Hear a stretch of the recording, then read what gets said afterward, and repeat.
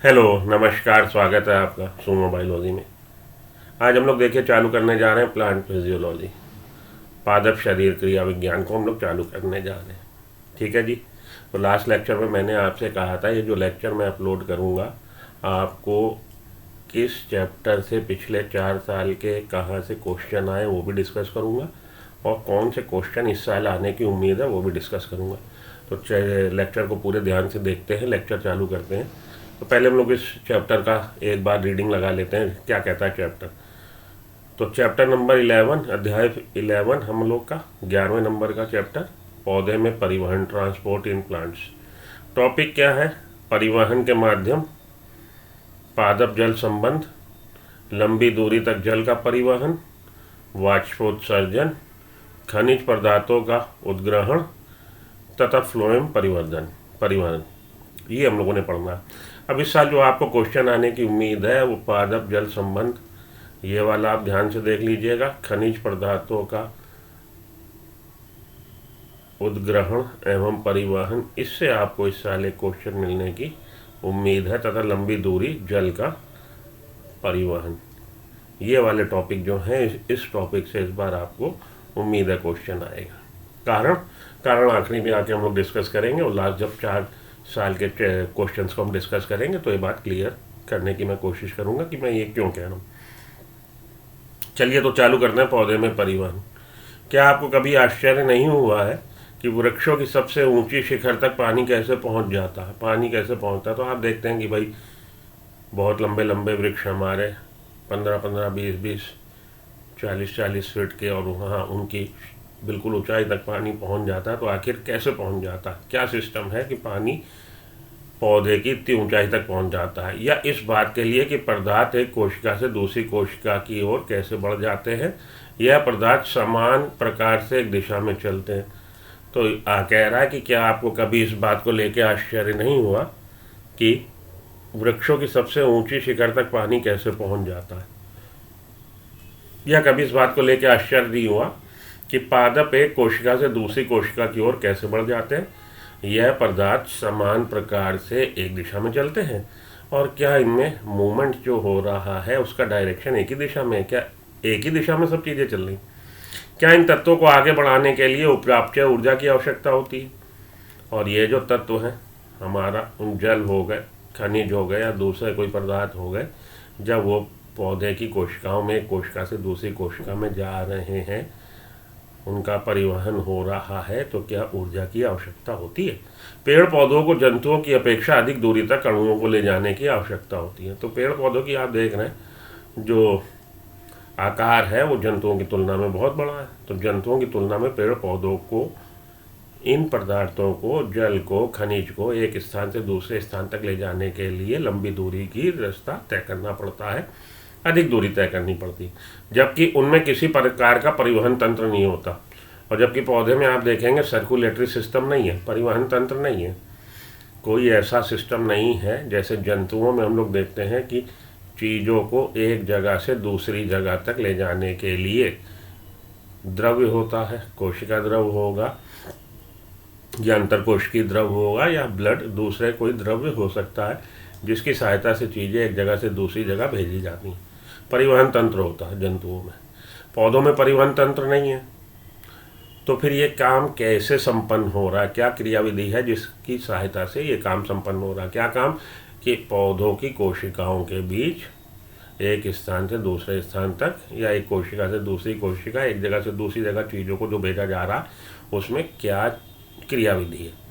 जड़ों द्वारा ग्रहण किया गया पानी पौधे के सभी भागों तक पहुंचता है। पानी कौन ग्रहण करता है? पौधा। कैसे ग्रहण करता है? जड़ से। तो जड़ ने पानी अवशोषित किया और सभी जगह पौधे के सभी भागों तक पहुंचाया गया, जो बढ़ते हुए तने के अग्रभाग तक जाता है, यहाँ तक कि पौधे के तने के बिल्कुल अंतिम छोर तक जाता है। पत्तियों द्वारा संपन्न प्रकाश संश्लेषण के परिणाम स्वरूप उत्पन्न उत्पाद भी पौधे के सभी अंगों तक पहुंचते हैं। और हम जानते हैं कि पौधे में जो ग्रीन प्लांट पार्ट है, जो हरे पादप भाग है, वहाँ पे फोटोसिंथेसिस होता है। फोटोसिंथेसिस मेनली मुख्यतः पत्तियों में होता है, मीजोफिल सेल्स में होता है। तो पत्तियों द्वारा संपन्न प्रकाश संश्लेषण की प्रक्रिया, प्रकाश की उपस्थिति में संश्लेषण किसी चीज का निर्माण, प्रकाश की उपस्थिति में भोजन का निर्माण, प्रकाश संश्लेषण के परिणाम स्वरूप उत्पन्न उत्पाद भी। तो पौधे प्रकाश संश्लेषण कर रहे हैं और प्रकाश संश्लेषण करके शर्करा का निर्माण कर रहे हैं। शर्करा का निर्माण करने के बाद वो पौधे के सभी अंगों तक पहुंचाया जा रहा है। तो पौतियों द्वारा संपन्न प्रकाश संश्लेषण के परिणाम स्वरूप उत्पन्न उत्पाद, जो उत्पाद उत्पन्न हुए पौधे के सभी अंगों तक पहुंचाए जा रहे हैं, पहुंचते हैं। मृदा की गहराई में अंतः स्थापित जड़ों के शीर्ष तक जाते हैं। तो पत्तियां कहाँ हैं? पत्तियां ये हमारा मानिए ये हो गया सॉइल लेवल, मृदा का, भूमि का स्तर, उसके ऊपर तना, तने पे शाखाएं और शाखाओं पे पत्ती। यहाँ पे क्या हुआ? यहाँ पे हुआ प्रकाश संश्लेषण। शर्करा बनी तो शर्करा कहाँ तक जा रही है? यहाँ से निकल के शर्करा ने जाना है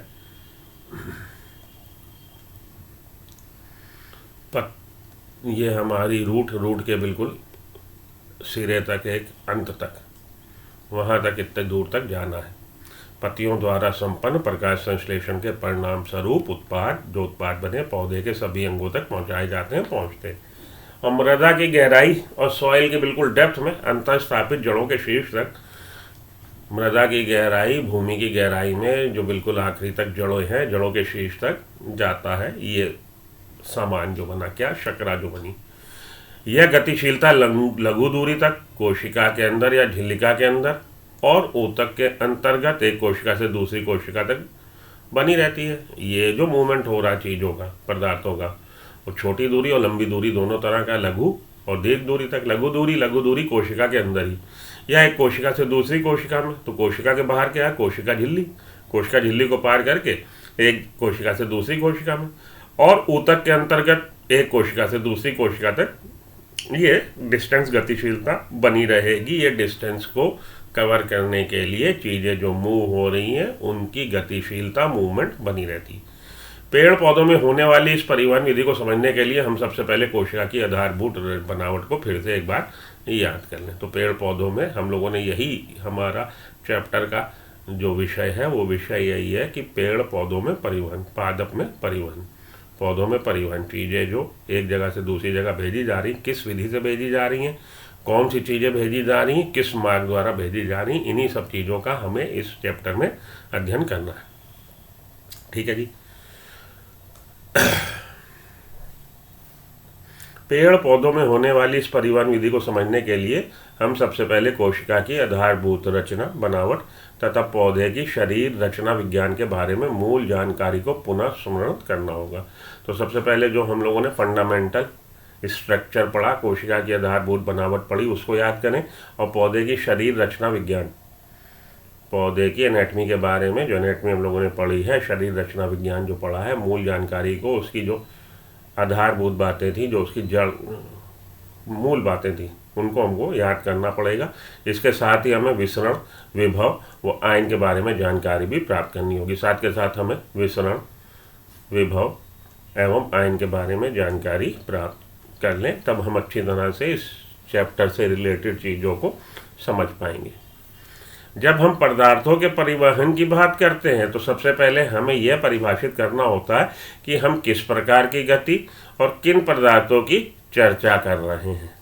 तो जब हम पौधे में परिवहन की बात कर रहे हैं तो सबसे पहले तो हमें ये डिसाइड करना पड़ेगा which type of movement we are talking about, किस तरह की गति, किस प्रकार की गति की हम बात करने जा रहे हैं और किन पदार्थों की गति की, किन पदार्थों की चर्चा करने जा रहे हैं, ये बात हमें ध्यान में रखनी आवश्यक है। पुष्पी पौधों में जिन पदार्थों का परिवहन होता है, पुष्पी पौधों में, फ्लावरिंग प्लांट में जिन पदार्थों का परिवहन हो रहा है, ट्रांसपोर्टेशन जिन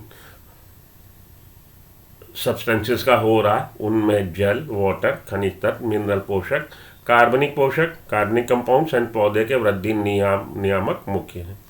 तो वाटर की बात करेंगे, मिनरल्स की बात करेंगे, वाटर, मिनरल्स, कार्बनिक कंपाउंड्स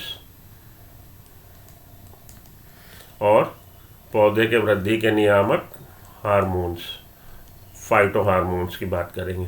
तो वाटर की बात करनी है हमको, मिनरल्स की, खनिज तत्व की, खनिज पोषकों की बात करनी है, कार्बनिक यौगिक की बात करनी है और वृद्धि नियामक ग्रोथ रेगुलेटर की हमें बात करनी है। ठीक है जी, ओके। कम दूरी तक पौधों की गति, छोटी दूरी के लिए प्रसरण परासरण, कम दूरी के लिए पौधों की गति परासरण एवं साइटोप्लाज्मिक द्वारा सक्रिय परिवहन की मदद से हो जाता है। तो छोटी शॉर्ट डिस्टेंस के लिए कह रहा है जी, शॉर्ट डिस्टेंस के लिए, कम दूरी के लिए डिफ्यूजन, प्रसरण और साइटोप्लाज्मिक स्ट्रीमिंग, साइटोप्लाज्मिक धारा सक्रिय परिवहन की मदद से हो जाता है। ठीक है जी। कम दूरी के लिए भैया आपने शॉर्ट डिस्टेंस जाना है, तो कम दूरी के लिए तो आप पैदल भी चले जा सकते हो या आप रिक्शा या साइकिल से भी जा सकते हो। लॉन्ग डिस्टेंस के लिए आपको ट्रेन चाहिए या एरोप्लेन चाहिए। तो छोटी दूरी की लंबी दूरी, छोटी दूरी सेल के अंदर ही एक जगह से दूसरी जगह या एक सेल से दूसरी सेल, थोड़ी दूरी तक चीज़ों का जो मूवमेंट होना है उसके लिए प्रसरण एवं साइटोप्लाज्मिक धारा सक्रिय परिवहन की मदद से हो जाता है। साइटोप्लाज्मिक स्ट्रीमिंग एक्टिव ट्रांसपोर्ट की सहायता से हो जाता है। लंबी दूरी के लिए परिवहन संवहनी तंत्र द्वारा संपन्न होता है। लॉन्ग डिस्टेंस के लिए आपको ट्रेन में बैठना पड़ेगा, लॉन्ग डिस्टेंस के लिए संवहनी तंत्र द्वारा संपन्न होगा और इसे स्थानांतरण ट्रांसलोकेशन बोलते हैं। तो वैस्कुलर सिस्टम्स जाइलम और फ्लोएम, लंबी दूरी के लिए जाइलम फ्लोएम का रोल है, उसके द्वारा होगा। और इस तरह से जो लंबी दूरी डिस्टेंस तय किया जा रहा है उसके लिए स्थानांतरण, स्थान का चेंज हो गया, स्थान की स्थिति में चेंज, यहाँ पे था एक्स पे था वाई पे आ गया, सब्सटेंस मूव होके किसकी सहायता से, जाइलम और फ्लोएम की सहायता से। तो संवहनी तंत्र द्वारा संपन्न होता है और इसके लिए हम लोग जो टर्म यूज़ करते हैं, टर्म क्या यूज़ करते हैं, ट्रांसलोकेशन। तो एक यहाँ से आपको मिल सकता है पॉइंट, क्वेश्चन पूछा जा सकता है कि जाइलम और फ्लोएम के द्वारा जब चीज़ें एक जगह से दूसरी जगह भेजी जाती हैं तो इस तरह के परिवहन के लिए हम क्या टर्म यूज़ करते हैं, क्या यूज़ करेंगे, स्थानांतरण। ठीक है जी। और ये पूछा जा सकता है कि छोटी दूरी के लिए, पौधों में जो छोटी दूरी के लिए परिवहन हो रहा है वो किस तरह की गति से संपन्न हो सकता है। तो प्रसरण द्वारा संपन्न हो सकता है एवं साइटोप्लाज्मिक स्ट्रीमिंग द्वारा संपन्न हो सकता है। इस वाले पेज से आपको ये 2 पॉइंट मिले हैं जहाँ से आपका क्वेश्चन फॉर्म हो सकता है, बन सकता है। आगे चलता हूँ। एक महत्वपूर्ण पहलू जिस पर ध्यान देने की आवश्यकता है, एक महत्वपूर्ण पहलू जिस पे आपको ध्यान देने की आवश्यकता है, वो पहलू क्या है, वह परिवहन की दिशा है, डायरेक्शन ऑफ ट्रांसपोर्ट। मूली पादपों में, रूटेड प्लांट्स में जाइलम परिवहन पानी और खनिजों का आवश्यक रूप से एक दिशा में अर्थात मूल से तने की तरफ होता है। तो ऐसे पौधे जो रूटेड प्लांट्स हैं, रूटेड प्लांट्स में जाइलम के अंदर जो चीज़ें एक जगह से दूसरी जगह मूव हो रही, क्या मेनली पानी और खनिज, पानी और खनिज, जाइलम परिवहन पानी और खनिज का आवश्यक रूप से एकल दिशा में, एकल दिशा सिंगल डायरेक्शन मूवमेंट है अर्थात मूल से तने की तरफ होता है। तो फ्रॉम रूट्स टू स्टेम। तो रूटेड प्लांट्स में जाइलम्स की सहायता से वाटर और मिनरल्स का ट्रांसपोर्टेशन हो रहा है from roots towards the stem, केवल एक दिशा में होगा, यूनिडायरेक्शनल है, एकल दिशा है। ये बात इम्पॉर्टेंट है, यहाँ पे इसको हाईलाइट करिए और लिख लीजिए इम्पॉर्टेंट। कार्बनिक व खनिज पदार्थों का परिवहन बहुदिशात्मक होता है। तो कार्बनिक कंपाउंड्स और मिनरल्स का, मिनरल न्यूट्रिशंस और कार्बनिक कंपाउंड का जो ट्रांसपोर्टेशन है वो मल्टी डायरेक्शनल है, कई दिशाओं में है। तो इधर से इधर भी जा सकता है, इधर से इधर भी, इधर से इधर भी, इधर से इधर भी, इधर से इधर भी और इधर से इधर भी, मल्टी डायरेक्शनल है। वाटर का और मिनरल्स का मूवमेंट जाइलम में सिंगल डायरेक्शन पे है, रूट से स्टेम की तरफ, जबकि कार्बनिक और खनिज पदार्थों का, कार्बनिक कंपाउंड्स प्लांट में बनेंगे bye means of photosynthesis. Sugar जो बन रही है कार्बनिक कंपाउंड, और खनिज पदार्थों का, मिनरल्स का परिवहन बहुत दिशात्मक होता है। प्रकाश संश्लेषक, जो प्रकाश संश्लेषित पत्तियों द्वारा संश्लेषित, तो फोटोसिंथेसिस जो लीव्स में हो रही है उसकी सहायता से जो बन रहा है कार्बनिक कंपाउंड शुगर, संश्लेषित कार्बनिक यौगिकों को पौधे के सभी अंगों जिनमें भंडार गृह भी सम्मिलित होता है पहुंचाया जाता है। तो प्रकाश संश्लेषण की प्रक्रिया के फलस्वरूप पत्तियों ने बना लिया क्या? शुगर, कार्बनिक कंपाउंड बना लिया, और वो कार्बनिक कंपाउंड पौधे के सभी अंगों को में भेजना है, और उन सभी अंगों में वो अंग भी हैं जहाँ पे इनका भंडारण कर लिया जाएगा। अरे भैया आज तो धूप निकली बढ़िया चकाचक, टकाटक चकाचक, और कल धूप नहीं निकली तो पौधा भूखा मरेगा? नहीं, जो उसने आज खाना बनाया है, जो उसने अपनी ज़रूरत से ज़्यादा बनाया है, जो स्टोर कर लिया उसने स्टोरेज ऑर्गन स्टोर कर लिया, स्टोरेज ऑर्गन में भंडार गृह अंग, वहाँ तक भाई भेज दिया गया। जो एक्स्ट्रा खाना बना कि लो भैया सहेज के रख लो, और कल को अगर ज़रूरत पड़ी, धूप ना निकली, तो ये खाना यूज़ कर लिया जाएगा। तो भोजन पहुंचा दिया गया। प्रकाश संश्लेषित पत्तियों द्वारा संश्लेषित कार्बनिक यौगिकों को पौधे के सभी अंगों जिनमें भंडार गृह भी सम्मिलित है तक पहुंचा दिया गया, पहुंचाया जाता। बाद में भंडार ग्रहों से इन्हें पुनः परिवहनित किया जाता है, स्टोर कर लिया, और बाद में ज़रूरत पड़ी तो उनको फिर से रिट्रांसलोकेशन, पुनः परिवहन द्वारा जहाँ पे ज़रूरत है वहाँ पे भेज दिया गया। जड़ों द्वारा खनिज पोषक पदार्थों, जड़ों द्वारा खनिज पोषक पदार्थों को जड़ों द्वारा ग्रहण करके उसे तने, पत्तियों तथा वृद्धि क्षेत्रों तक भेजा जाता है। तो जड़ भूमि से एब्जॉर्ब करेंगी क्या? वाटर को और मिनरल्स को, और उसको भेज देंगी तने पे, स्टेम पे, लीव्स पे, और जहाँ पे ग्रोथ हो रही है वृद्धि क्षेत्रों तक भेजा जाता है। तो जड़ एब्जॉर्ब कर रही है, जड़ अवशोषित कर रही है भूमि से क्या? वाटर और मिनरल्स, और बाद में इसने उसको भेज दिया सभी जगह पे जहाँ पे ज़रूरत है। जहाँ ज़रूरत कहाँ है? तने पे, पत्तियों पे, और वृद्धि क्षेत्र जहाँ पे ग्रोथ हो रही है, सेल डिवाइड हो रही है, वृद्धि हो रही है। तो जड़ों द्वारा खनिज पोषक पदार्थों को जड़ों द्वारा ग्रहण करके, खनिज पोषक पदार्थों को जड़ों ने ग्रहण किया और जड़ों द्वारा उसे तने, पत्तियों तथा वृद्धि क्षेत्रों तक भेज दिया जाता है, भेजा जाता है। जब किसी पौधे का कोई भाग जरावस्था को प्राप्त होता है, भाई उसमें भी तो जरावस्था, बुढ़ापा आएगा, सीनेसेंस आएगा। पौधा भी कोई अजर अमर थोड़ी है, ब्रह्मा जी की बूटी लेके थोड़ी ना आया, उसकी भी तो जिंदगी कभी पूरी होगी, खत्म होगी। जरावस्था, बुढ़ापा, सीनेसेंस। पौधा जब सीनेसेंस को प्राप्त होता है तो उसे क्षेत्र के पोषकों को वापस लेके वृद्धि करने वाले क्षेत्रों की तरफ भेज देता। तो भैया मरने से पहले बाप जान क्या करता? बेटों के नाम वसीयत लिख जाता कि जो मेरा है तेरा, तेरा तुझको सौंपे, क्या लागे मेरा, वही चीज़ यहाँ पे। तो जो बूढ़ा हो गया, प्लांट पार्ट मरने वाला है, भले वो लीफ हो, भले वो रूट हो, भले वो स्टेम हो, कोई भी हो, जो भाग उसका जरावस्था, सीनेसेंस को प्राप्त हुआ और पक्के टूट के गिरने वाला है, अलग होने वाला है, डेड होने वाला है, तो उस क्षेत्र के पोषकों को वापस वो वृद्धि करने वाले क्षेत्रों की तरफ भेज दिया जाता है।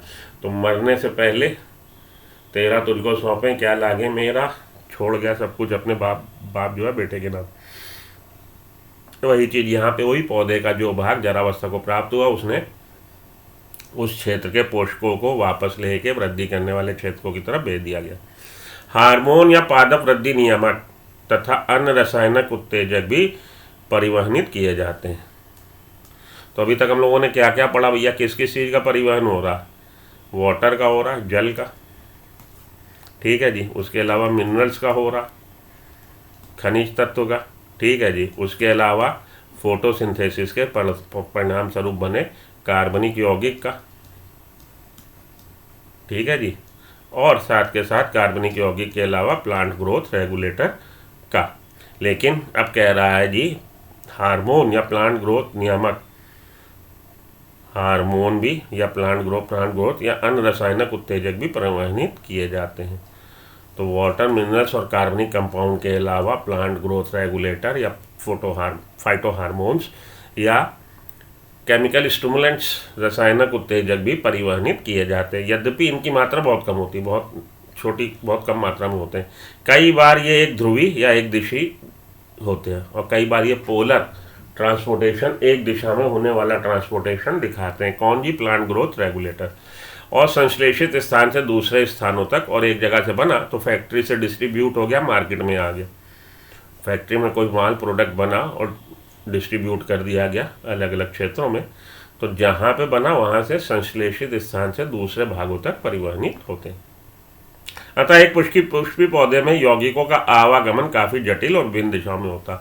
इसलिए हम कह सकते हैं भाई ये कोई बहुत सरल प्रक्रिया नहीं है, ये एक जटिल प्रक्रिया है। कई चीज़ों का कई दिशा में, एकल दिशा भी नहीं है, कई चीज़ों का कई दिशा में, इसलिए जटिल प्रक्रिया।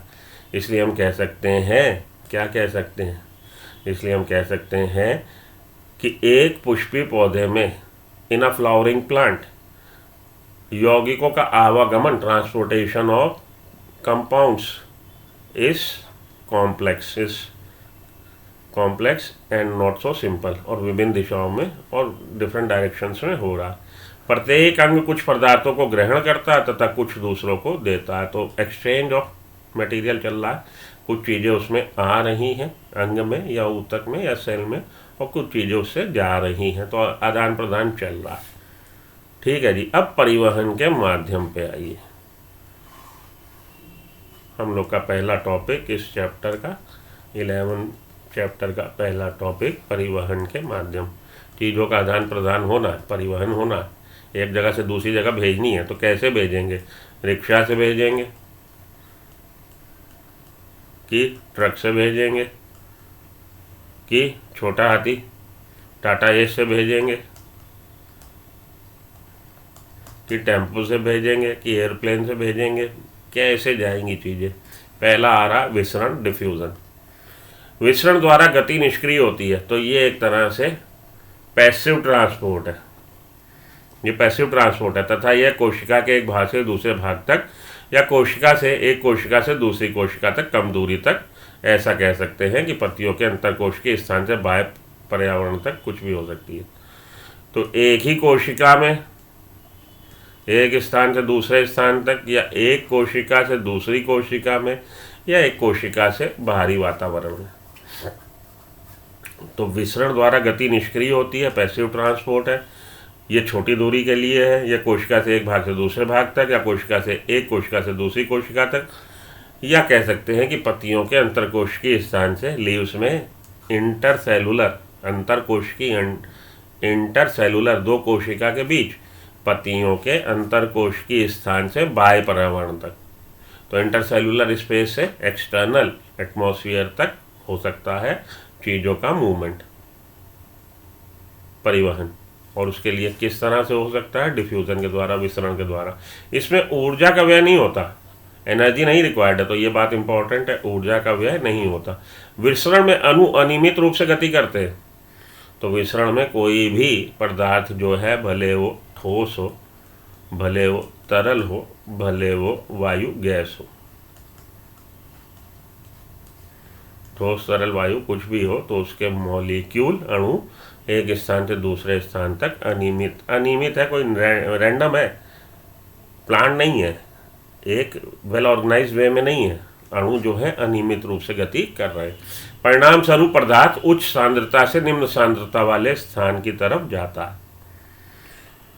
तो मानिए ये ए, ये बी, ये आपका कमरा और ये आपके बगल का कमरा आपके बेस्ट फ्रेंड का। कौन सा बेस्ट फ्रेंड? वो आप समझदार हो। आपने इधर से फ्रेग्रेंस उड़ाई रोज़, और उधर से उसने उड़ाई कोबरा। अरे कुछ और रख लो नाम बेटा, कोबरा से परेशान ना हो, कोबरा। तो फ्रेग्रेंस जो है मूव होती हुई उसके रूम तक, और उधर से आपके रूम तक, हाई कंसंट्रेशन एरिया से लो कंसंट्रेशन एरिया की तरफ, जहाँ से ज़्यादा वहाँ से दूसरी तरफ। तो ये ऊर्जा का व्यय नहीं होता। विसरण में अणु अनियमित रूप से, कोई उसका रैंडम मूवमेंट है, कोई फिक्स नहीं है, वेल ऑर्गेनाइज नहीं है, प्री डिसाइडेड नहीं है, अनियमित नहीं है।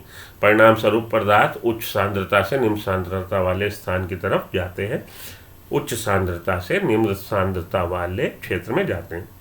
विसरण एक स्लो प्रोसेस है, एक धीमी प्रक्रिया है, बहुत तेजी से होने वाली नहीं है, तथा वह जीवित तंत्र पर निर्भर नहीं करती। तो अभी आप मानिए, हमने बोला कि कमरे में आप बैठे हैं 10 बाई 10 के, और आप एक शीशी में इत्र ले आए पम्मी जैन से, और आपने उसका कैप खोल दिया तो इत्र डिफ्यूज़ हो जाएगा, पूरा कमरा महक जाएगा। तेरे आने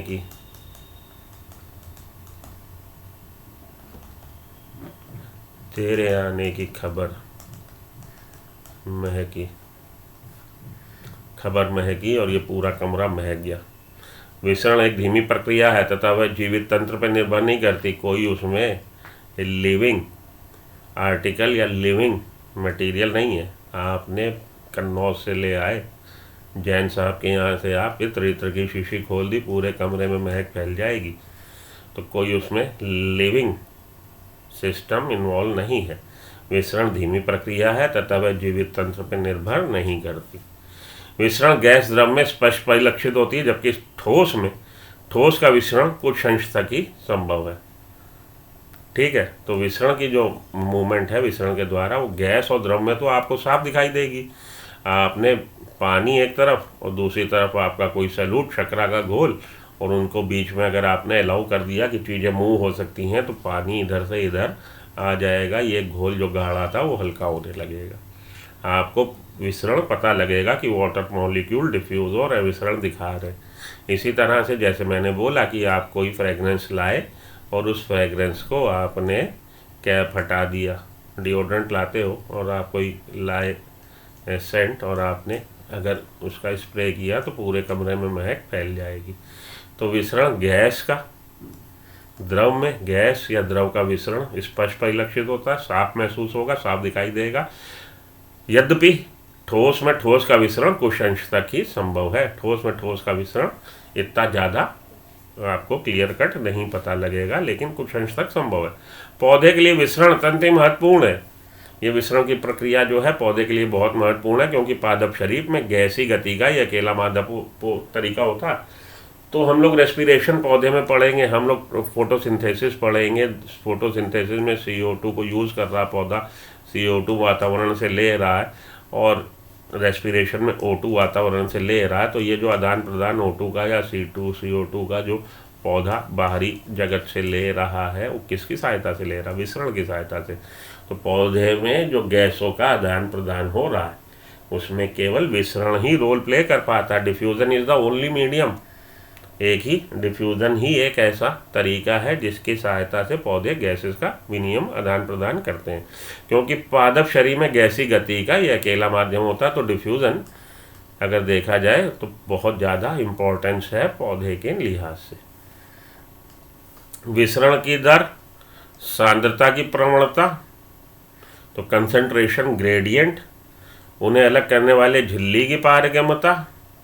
एक झिल्ली की पारगम्यता, झिल्ली से कोई चीज़ निकल के इधर आ जाए और कोई चीज़ निकल के इधर से इधर आ जाए, तो उसके निकलने के जितनी सरलता से निकलेगा उतनी ज़्यादा पारगम्य होगी, और अगर नहीं निकलने देगी तो अपारगम्य होगी। तो झिल्ली की पारगम्यता पर डिपेंड करती है विसरण की दर। Rate of diffusion depends over concentration gradient, सांद्रता की दर। मानिए इधर 2 किलो चीनी आपने घोली 2 लीटर पानी में, और इधर 10 किलो चीनी आपने घोली 2 लीटर पानी में, विसरण इधर से इधर होगा, ठीक है।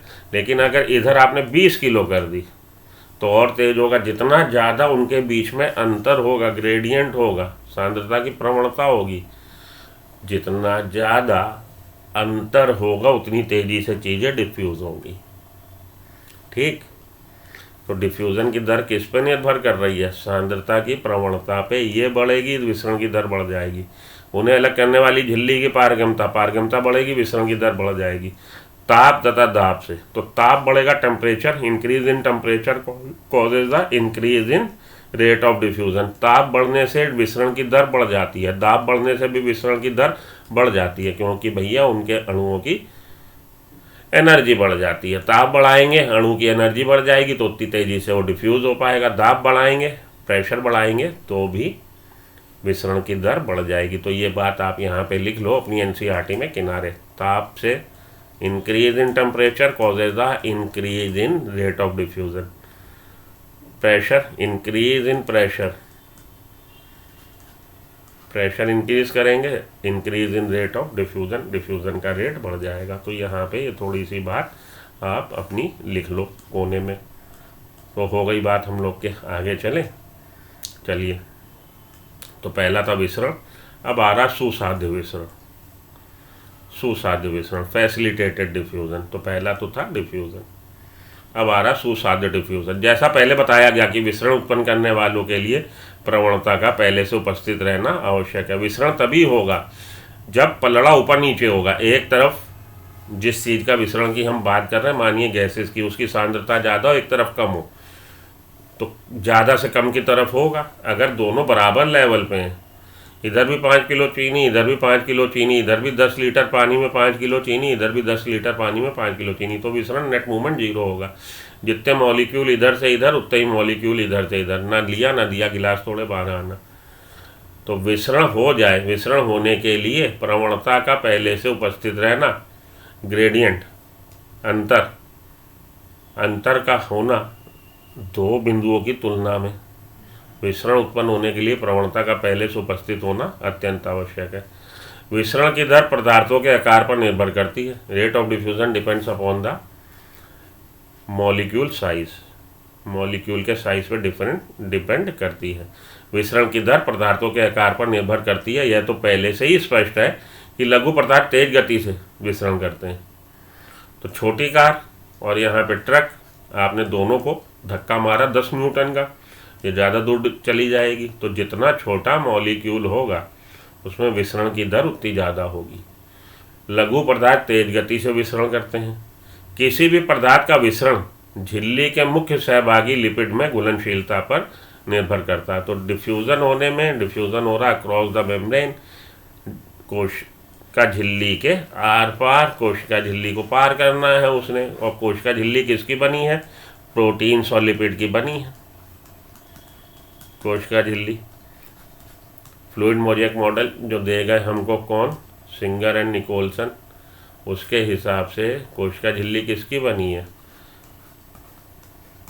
तो कोशिका झिल्ली बनी है लिपिड की, बाई लेयर ऑफ लिपिड और उनके बीच बीच में प्रोटीन, लिपिड और प्रोटीन से बनी है। तो लिपिड है, तो लिपिड में भैया आपने दीवार बना रखी है, और दीवार बनी है ईंट, गारे और सीमेंट से। उससे निकल के इधर से इधर कौन जा पाएगा? जो उस दीवार से निकल पाएगा। जितनी आसानी से निकल पाएगा उतनी आसानी से दीवार को पार कर जाएगा। हम लोग को क्या चाहिए? हम लोग को चाहिए गेट। हम लोग दीवार से नहीं, गेट से निकल पाएंगे। अगर हम दीवार के आर पार निकल सकते होते, दीवार से निकल जाते। तो ये कोशिका झिल्ली जो बनी है, कोशिका झिल्ली मुख्यतः किसकी बनी है? लिपिड और प्रोटीन की। जो चीज़ें लिपिड में घुल सकती हैं बड़ी आसानी से इसके पार निकल जाती हैं, जो नहीं घुल सकती उनको भी जाना है। तो उनके लिए आगे हम देखते हैं व्यवस्था क्या बनाते हैं।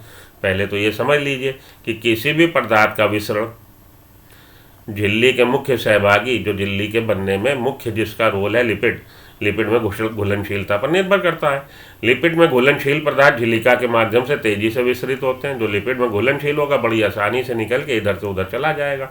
जिस पदार्थ का अंश या मोइटी जलरागी होता है, तो जिस भी पदार्थ का अंश कह लीजिए, उसका कोई हिस्सा या मोइटी कह लीजिए, अगर वो मोइटी जल को पसंद करने वाला है, जिस पदार्थ का हिस्सा या मोइटी जलरागी है, वह झिल्लिका के आर पार कठिनाई से गुजरता है।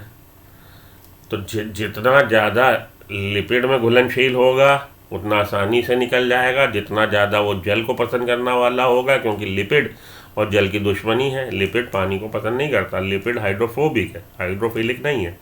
जल विरोधी है, जलरागी नहीं है। तो जो चीज़ लिपिड के सलूबल है वो लिपिड से पार हो गई, और जो चीज़ वाटर सलूबल है, क्योंकि वाटर लिपिड को पसंद नहीं करता, जो वाटर में सलूबल है वो भी लिपिड से पार नहीं हो पाएगा। अरे भैया फिर समझ लो, हमारी ये जो कोशिका झिल्ली है, फ्लूइड मोज़ेक मॉडल किसकी बनी है? लिपिड की। और लिपिड की लेयर, डबल लेयर, और उसके बीच बीच में प्रोटीन। ओके, तो ये लिपिड है और ये बीच बीच में प्रोटीन है, अंदर बाहर प्रोटीन।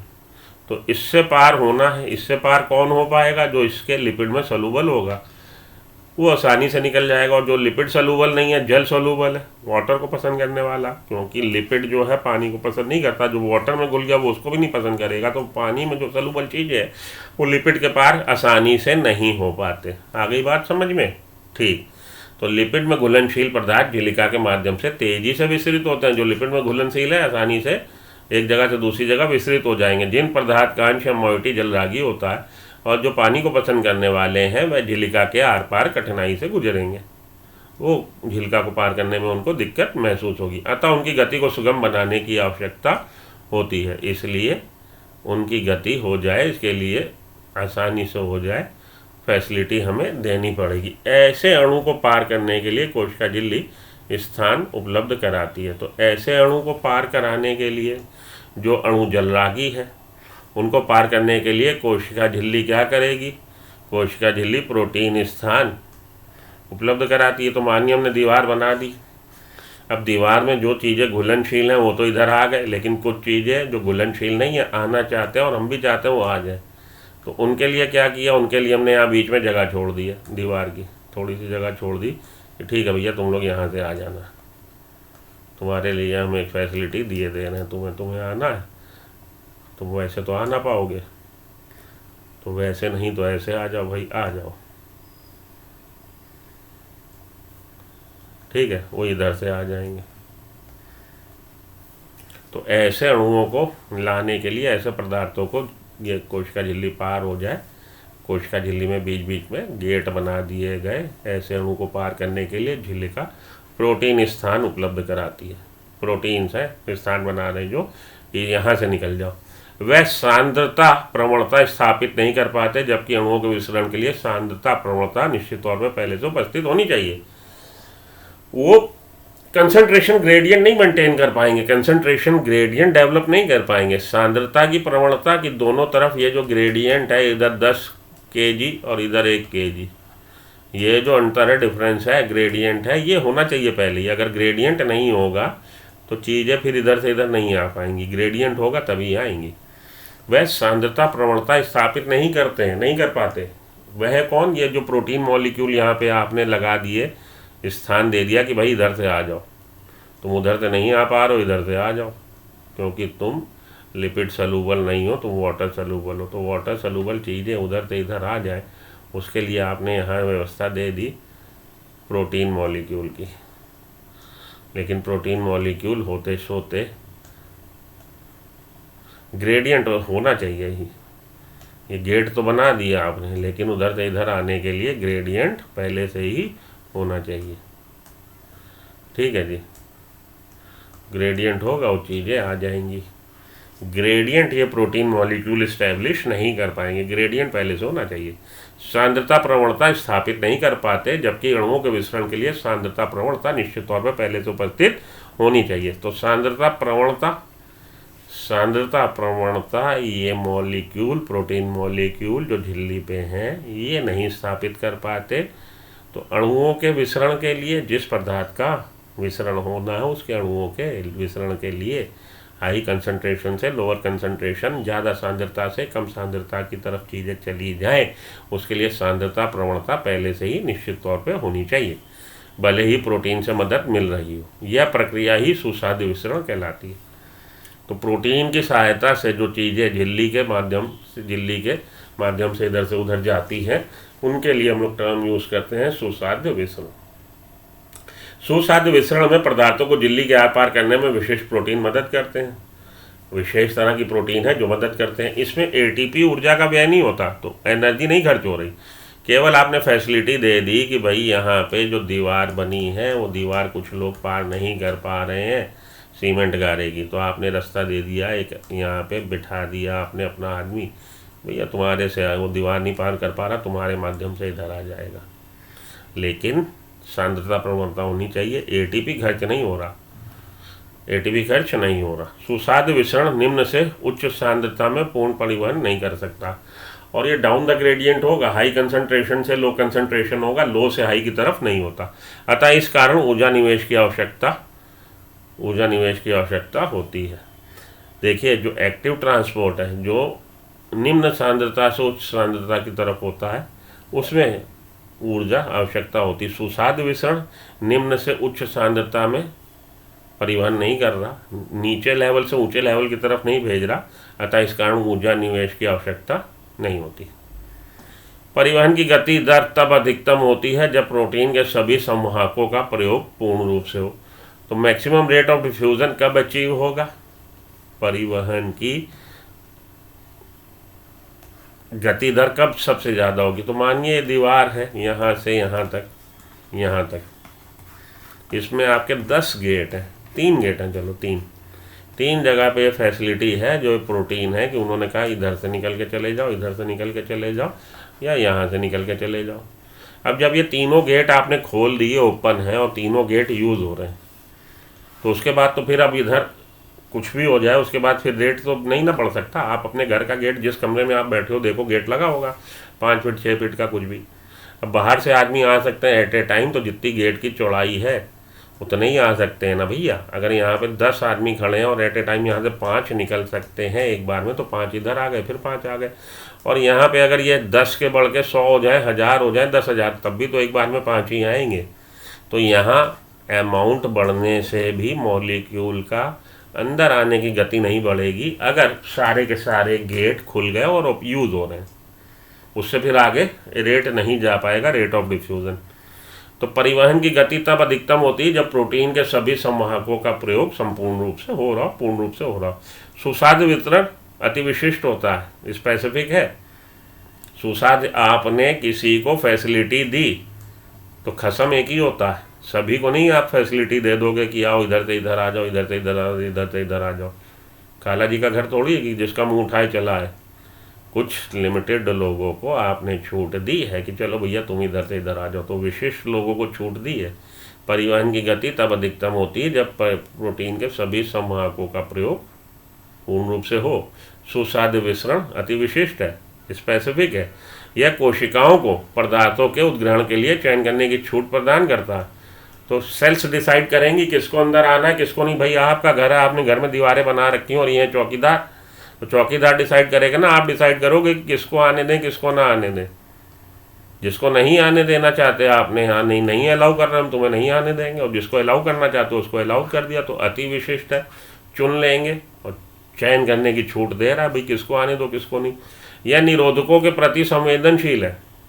इनहिबिटर निरोधक जो इसकी क्रियाविधि बदल देंगे, काम करने का तरीका बदल देंगे। तो अगर इनहिबिटर निरोधक ने इस प्रोटीन के कॉन्फ़िगरेशन को, विन्यास को बदल दिया, तो जो भी ये चैनल रास्ता बना हुआ था मानो बंद हो जाए, तो बाहर से चीज़ नहीं आ पाएगी। तो यह निरोधकों के प्रति संवेदनशील होता है जो प्रोटीन की पार्श्व श्रृंखला से प्रतिक्रिया करते हैं। ऐसे निरोधक जो प्रोटीन है, प्रोटीन की पार्श्व श्रृंखला से प्रतिक्रिया कर रहे हैं, तो प्रोटीन का विन्यास बदल दे रहे हैं, तो गेट जो है एक तरह से बंद किए दे रहे हैं, फिर उसमें से निकल नहीं पा रही चीज़ें। तो इनहिबिटर के लिए सेंसिटिव है, निरोधकों के प्रति संवेदनशील है। अणुओं को आर पार जाने के लिए झिल्लिका में मौजूद प्रोटीन रास्ता बनाती है। तो अणु निकल के चले जाएं एक तरफ से दूसरी तरफ, उसके लिए इसने क्या कर दिया, प्रोटीन ने रास्ता बना दिया कि लो भैया यहाँ से निकल जाओ। कुछ रास्ते हमेशा खुले होते हैं तथा कुछ नियंत्रित होते हैं। कुछ रास्ते ऐसे हैं जो हर समय खुले हैं, 24 घंटे। तो आप देखते हैं रेलवे क्रॉसिंग, अगर आप कस्बे में किसी पुराने ज़िले में, तो आपकी रेलवे क्रॉसिंग में गेट वाली है कि ट्रेन निकलती है तो गेट बंद हो, कुछ रेलवे क्रॉसिंग खुली होती है। वहाँ पे आदमी आता है तो दाएं देखता बाएं देखता और खुद ही रुक जाता कि ट्रेन आ रही है, नहीं तो निकल जाता। तो कुछ ऐसे ये जो गेट बने हैं, ये जो रास्ते बने हैं, कुछ ऐसे हैं जो 24 घंटे खुले हैं, कुछ ऐसे हैं जो जहाँ पे गेट हैं। तथा ये अणुओं को आर पार जाने के लिए झिल्ली में मौजूद प्रोटीन रास्ता बनाती है। कुछ रास्ते हमेशा खुले होते हैं तथा कुछ नियंत्रित, कंट्रोल्ड है। कुछ बड़े होते हैं, कुछ बहुत बड़े हैं, जो विभिन्न प्रकार के अणुओं को पार जाने की छूट देते हैं। पोरीन एक प्रकार की प्रोटीन है, ये वाला इंपॉर्टेंट है, ध्यान दीजिएगा, यहाँ से इससे क्वेश्चन आता है। पोरीन एक प्रकार की प्रोटीन है। प्रोटीन है जो प्लास्टिड, माइटोकॉन्ड्रिया तथा बैक्टीरिया की बाह्य झिल्ली में बड़े आकार के छेदों का निर्माण करती है। प्लास्टिड्स में मिलेंगे बाहरी झिल्ली पे। प्लास्टिड्स क्या है, double membrane bound cell organelle है, कोशिका का उपांग है और 2 झिल्ली से आबद्ध है। माइटोकॉन्ड्रिया भी डबल मेम्ब्रेन बाउंड है, 2 झिल्ली से आबद्ध। तो बाहरी झिल्ली जो है उसमें पोरीन आपको मिल सकते हैं। पोरीन एक प्रकार की प्रोटीन है जो प्लास्टिन, माइटोकॉन्ड्रिया तथा बैक्टीरिया की बाह्य झिल्ली में बड़े आकार के छेदों का निर्माण करती है। छेदों का निर्माण कर दिया ताकि झिल्ली में से होकर प्रोटीन के छोटे साइज के अणु भी उसमें से गुजर सकें।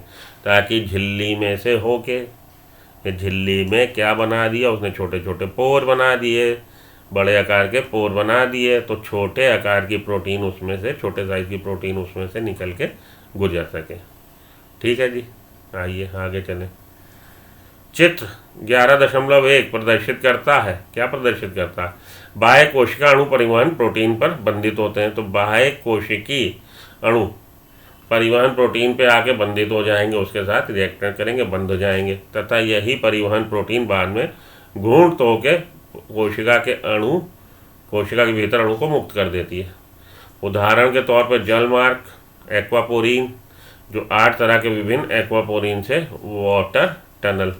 वाटर कैनाल किससे बनती है, 8 तरह के विभिन्न एक्वापोरीन से क्या बना है, जल मार्ग बना है। इम्पॉर्टेंट है, इससे रिलेटेड क्वेश्चन आता है।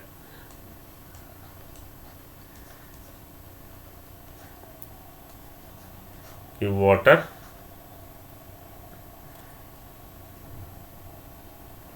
पाथवे कह लीजिए, वाटर कैनाल कह लीजिए, जो 8 तरह के एक्वापोरीन से बनी है। 8 डिफरेंट टाइप ऑफ एक्वापोरीन,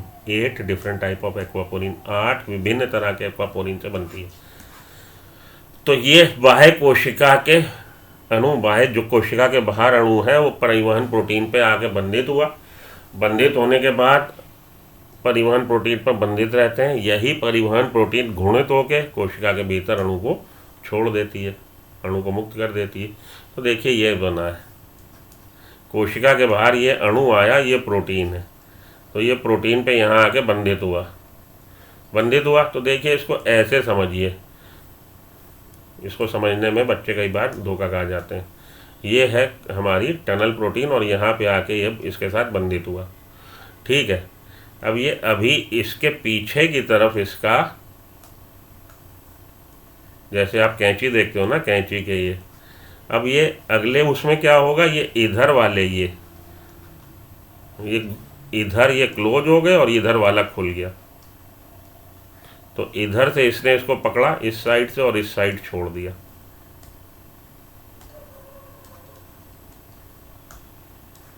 ये किया।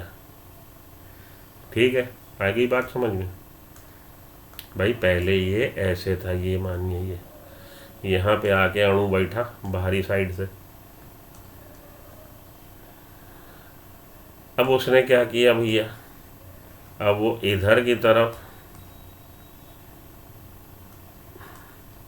ये जो दूर दूर थे ये इधर पास आए, इधर बंद गए और इधर वाले दूर हो गए, खुल गया, घूर्णित हो गया।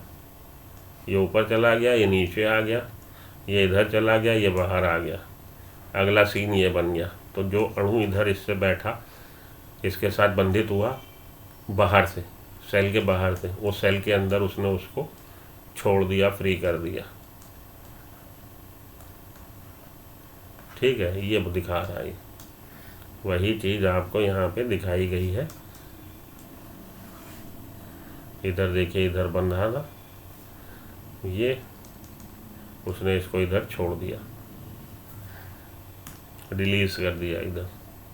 झिल्ली कोशिका के बाहर, कोशिका के अंदर, ये कोशिका के अंदर, तो ये कोशिका के बाहर, ये कोशिका के अंदर। ये पहला डायग्राम, पहला स्टेप, पहले स्टेप में ये हुआ, ये उसका दूसरा स्टेप।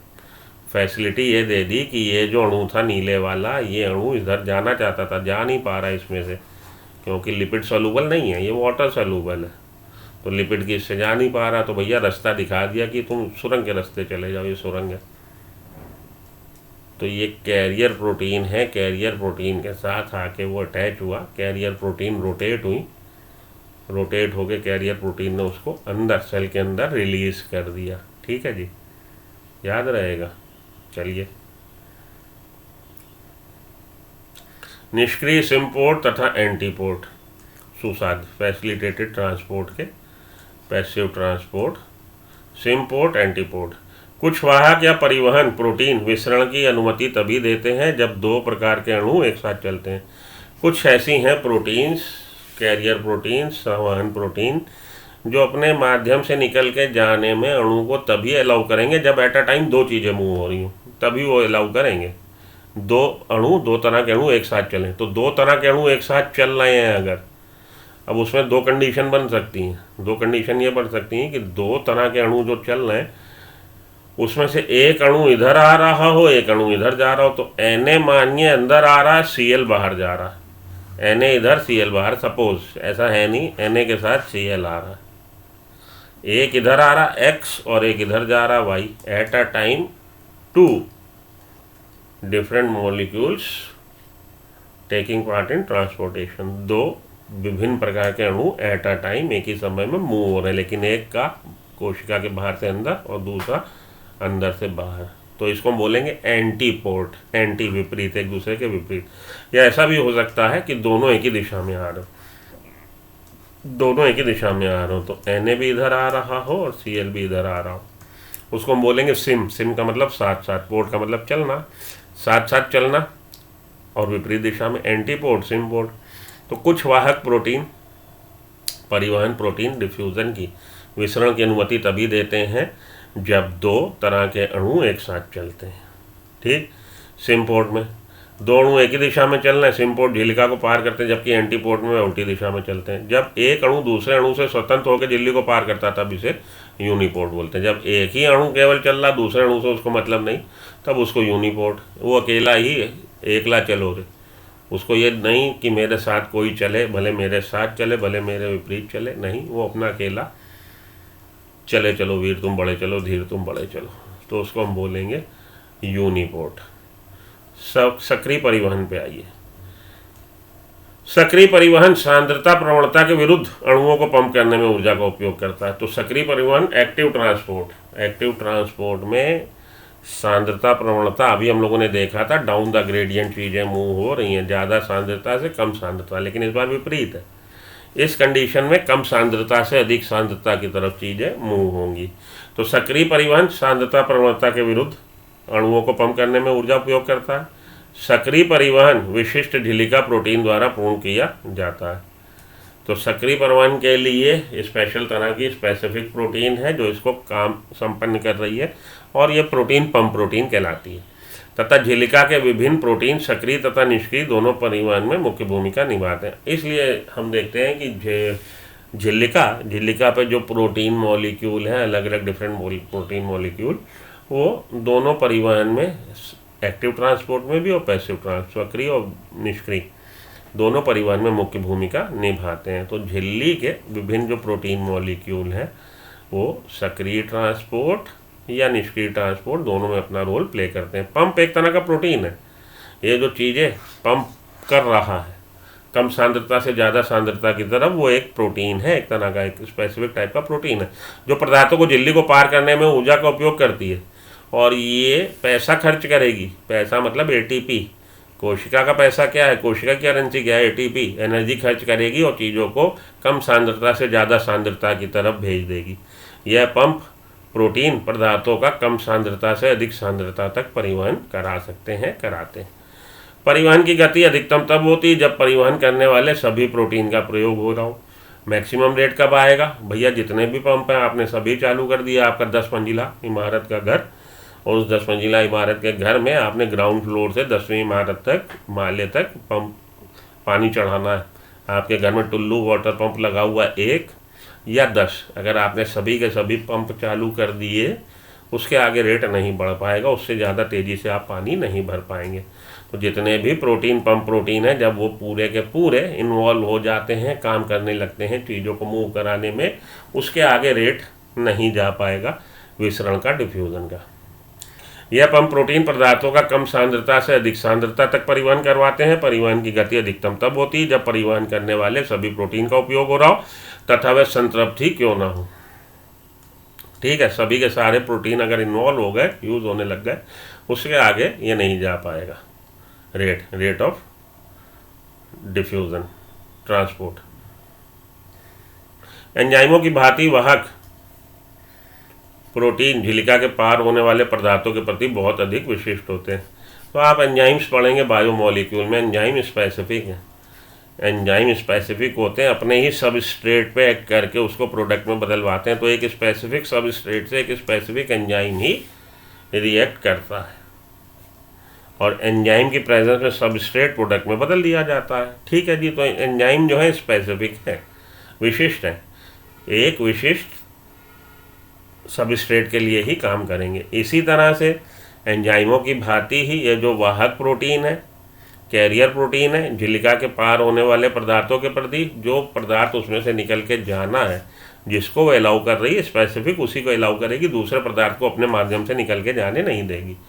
यह प्रोटीन निरोधक के प्रति भी, इनहिबिटर के प्रति भी संवेदनशील है, जो पार्श्व श्रृंखला से प्रतिक्रिया करते हैं। ठीक है जी। विभिन्न परिवहन विधियों की तुलना।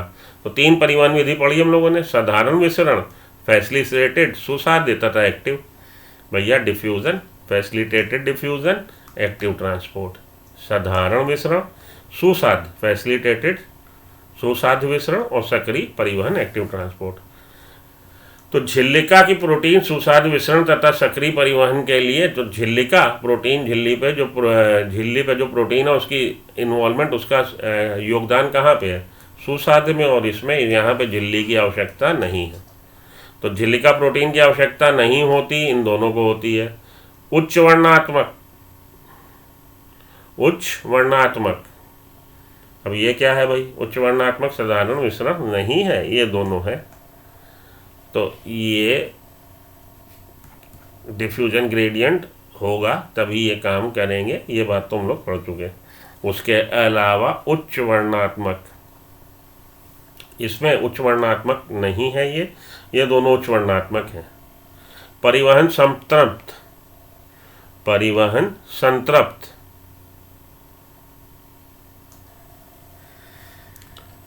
तो हाईली सिलेक्टिव ये हैं, उच्च वर्णात्मक ये हैं। सिलेक्ट करेंगी किसको जाने, ये दोनों तो कर रही हैं सिलेक्ट, इसमें कोई रोल ही नहीं है सिलेक्ट करने का। जब झिल्ली नहीं है तो मतलब वो प्रोटीन ही नहीं है, तो वो सिलेक्ट क्या करना है? यहाँ पे प्रोटीन का रोल है ना। तो प्रोटीन जो है highly selective, requirement of protein highly selective, transportation, saturation. तो सबसे पहले रिक्वायरमेंट, प्रोटीन की रिक्वायरमेंट है, यहाँ पे नहीं है, इन दोनों में है।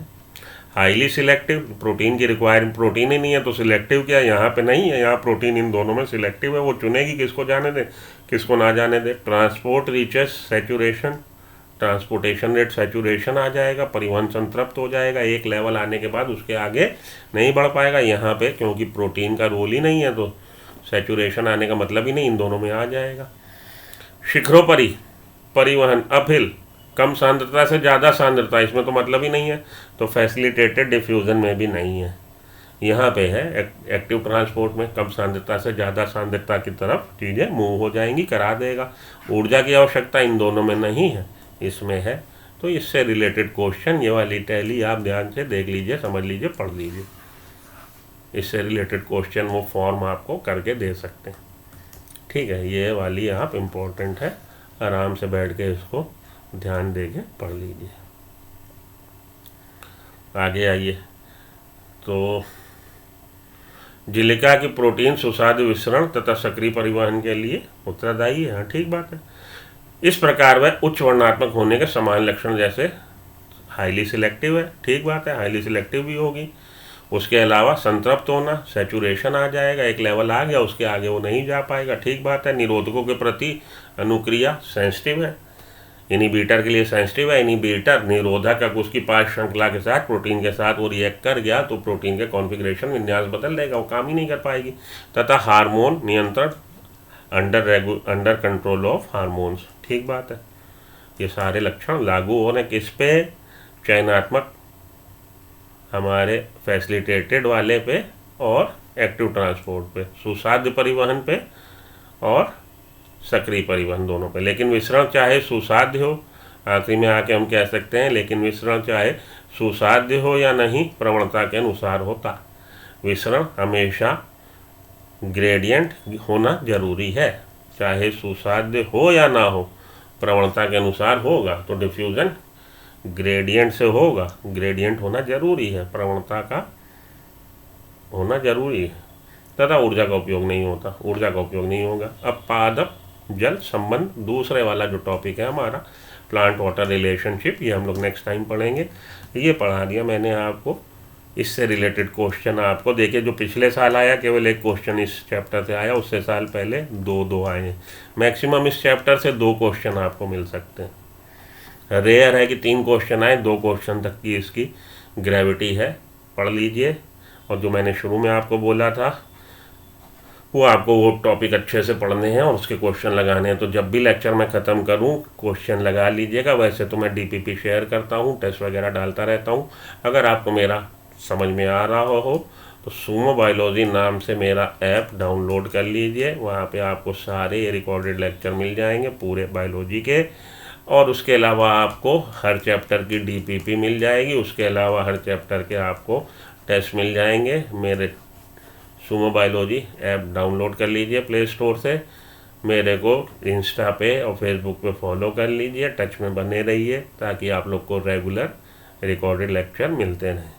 तो मिलता हूँ आपसे ब्रेक के बाद। Till then good luck, good bye, have a nice day. अच्छे से पढ़ लीजिए, ज़रूर लगा लीजिएगा एमसीक्यू, और मेरी जो शीट डली हुई है उसको भी लगा लीजिएगा। एमसीक्यू ज़रूर लगा लीजिएगा। और एमसीक्यू अगर आप कोई बुक पकड़े हैं, पियर्सन की बुक ले लीजिए या आप ले लीजिए एमटीजी की फिंगर टिप्स। उसमें जो क्वेश्चन है एनसीईआरटी लैंग्वेज के ही हैं। क्वेश्चन जब भी लगाएं एनसीईआरटी बेस्ड ही लगाएं। एनसीईआरटी बेस्ड लैंग्वेज क्वेश्चन वाले क्वेश्चन बैंक को ही फॉलो करें। किसी गलत जगह पे ना फंस जाइएगा, गैलन पताल वगैरह में ना फंस जाइएगा। तो मिलता हूँ ब्रेक के बाद। Till then good luck, good bye, have a nice day, thank you.